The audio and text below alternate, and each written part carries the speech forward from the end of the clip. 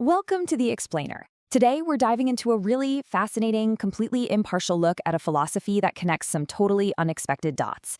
We're talking about celebrity anxiety, cosmic metaphors, and a very specific timeline for society's future. It's a lot to unpack, so let's just jump right in. So let's start with a really counterintuitive question posed right at the beginning of our source material. Why do the absolute most famous, wealthiest entertainers out there often experience such profound, unexplained emptiness and pressure? I mean, from the outside looking in, they seem to have it all, right? The wealth, the adoration, the success. But behind closed doors, the text suggests there is a deep, structural anxiety at play that goes way, way beyond simple stage fright. Here's our roadmap for today. First, the real reason for celebrity anxiety. Second, the difference between knowledge and wisdom. Third, the metaphor of suns and planets. Fourth, how to clear the dark clouds. And finally, 2027, a new era. Section 1. The real reason for celebrity anxiety. Take megastars like BTS, for example. You'd naturally think they'd be incredibly happy, right? Well, the philosophy here asserts that their anxiety actually stems from a sort of bottleneck. They have immense wealth and unprecedented popularity, sure, but they lack a clear purpose or a deeper message to deliver to humanity. They've got this massive platform, but they just don't know what to actually do with it for the true betterment of the world. Now, this is where it gets really interesting. The text doesn't just view these entertainers as performers who simply sing and dance. It actually categorizes them as societal representatives. Basically, they are highly sensitive, spiritual people endowed with immense energy by society itself. And because of this, they unconsciously feel the crushing, invisible pressure of an unfulfilled duty to represent and guide the public. Here's the catch. Society is literally funneling a massive amount of energy and expectation toward these stars.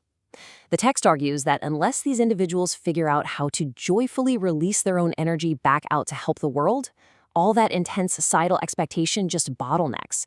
It converts into severe, almost life-threatening psychological pressure. So in this framework, the anxiety isn't described as a simple chemical imbalance. It's literally the weight of mismanaged societal energy. Moving on to Section 2, the difference between knowledge and wisdom. So the text draws this really sharp line between knowledge and true wisdom. I mean, think about it. Knowledge is everywhere today. It's easily produced and shared via the internet and AI. Any fact you want is just a click away. But wisdom? You absolutely cannot generate that through greed or profit-seeking. And the speaker claims that this genuine wisdom is exactly what's desperately lacking in today's cultural production. The speaker makes a pretty bold claim here. You could sit meditating on a mountain for 3,000 years, but if you harbor selfish intentions, you will never gain true wisdom. To unlock it, the text says you have to literally live for the person standing right in front of you, work for the citizens, dedicate your actions to humanity, and completely let go of pure selfish greed. Only then does the wisdom required to guide society naturally emerge. Which brings us to Section 3, the metaphor of suns and planets.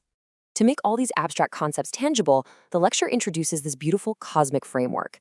It frames South Koreans and really anyone who builds influence in a platform as descendants of heaven or Hongik Ingun. That's a traditional Korean concept that basically means to broadly benefit the human world. These individuals are meant to eventually become stars in their own right, raised specifically to emit beneficial cultural energy to the rest of the globe. And that brilliantly sets up these two cosmic categories, planets and suns. You see, planets just kind of exist. They absorb resources, but they don't emit their own energy. Suns, or stars, on the other hand, continuously radiate light and beneficial energy to sustain their entire environment. The philosophy argues that humanity is suffering because too many people with immense potential are acting like resource-absorbing planets rather than radiant suns.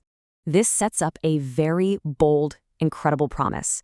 It says that if individuals step up to be suns by creating art, culture, and actual solutions for others, their own personal suffering and anxiety will just naturally vanish. Think about it. A sun doesn't stress about shining, it just shines.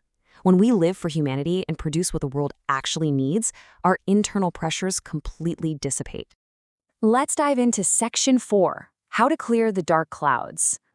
The speaker has a bit of a humorous critique here of our modern habits. We spend so much time just taking pictures of our extravagant meals to show off online, while simultaneously and entirely passively praying for our societal problems to magically disappear.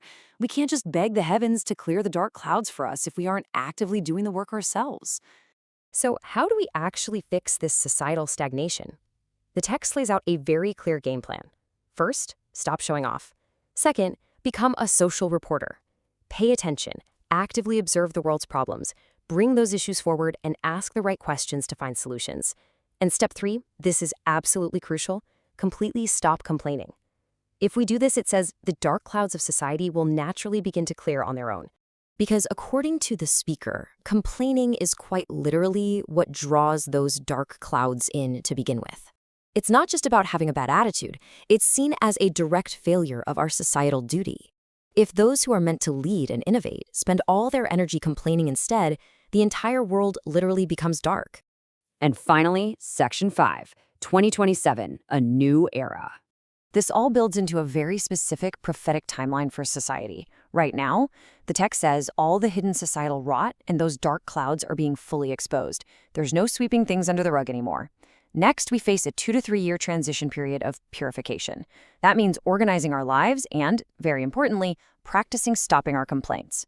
All of this culminates in a massive turning point in the year 2027, ushering in a brand new era. Now, contextualizing this specifically for South Korea, the speaker notes that the nation's unique demographic history actually gives it a latent, powerful energy. During times of unprecedented crisis, this underlying unity, described in the text as a unique blue energy, allows the people to bind together, overcome severe tribulations, and eventually step up to lead by example on the global stage. Ultimately, this explainer leaves us with a really profound question based on this entire philosophy. Starting today, how are you going to choose to utilize your own energy? Are you going to be a planet that just absorbs resources and complains about the dark clouds overhead? Or will you step up, stop complaining, and become a sun that emits light and wisdom for the world? It's a pretty fascinating framework for looking at personal responsibility and societal change, isn't it? Thank you so much for joining me as we unpacked these intriguing concepts on The Explainer. We'll see you next time.